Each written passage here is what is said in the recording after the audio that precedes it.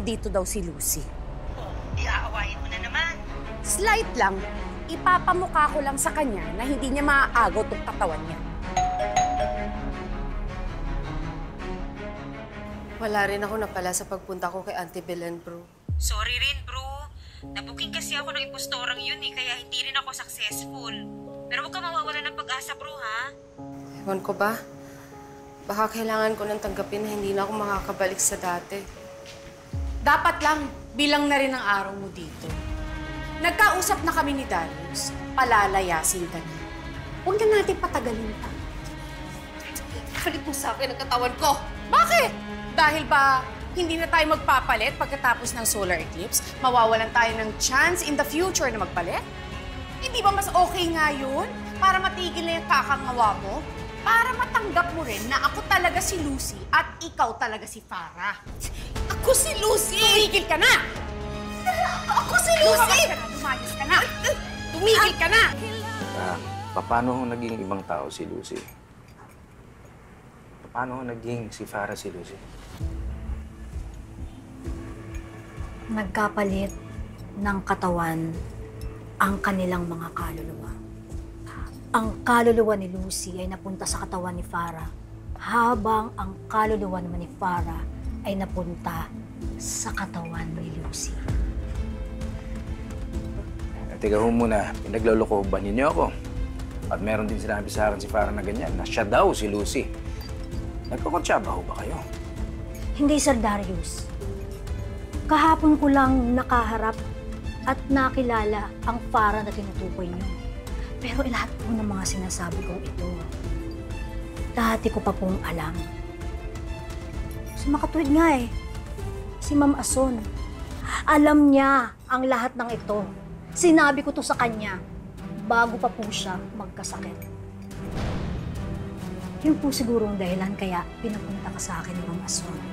Para malaman mo ang katotohanan na impostor ang kinakasama mong asawa ngayon.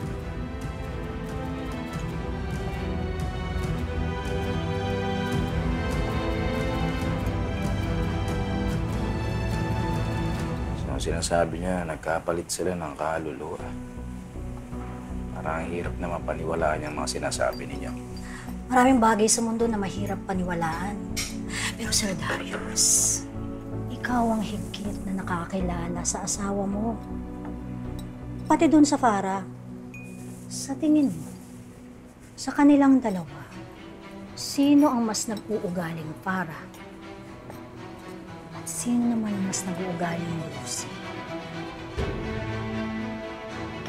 Ikaw na lang ang naniniwala na ikaw si Lucy. Ako sa lahat nakapag-move on na. Kaya kung ako sa'yo, mag-move on ka na rin. Move on! Kinuha mong katawan ko! Asawa at anak ko! Pati buhay ko lahat-lahat! O ano ngayon? Masaya naman sila sa piling ko. Don't tell me ayaw mong maging masaya sila. Eh hindi ba dapat their happiness is your happiness?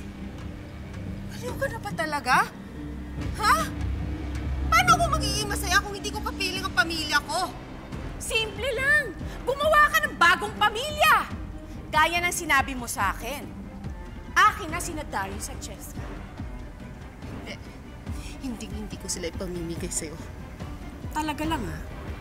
Eh kung ako nga, ayoko mamatay yung tatay ko. Pero namatay siya ng dahil sa'yo.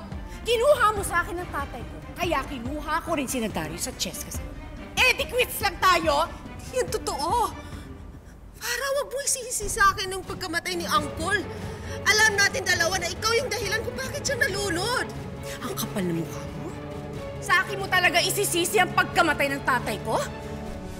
Alam mo, umalis ka na dito. Sana pusa ka lang naman dito eh. Alis! Hindi ako aalis!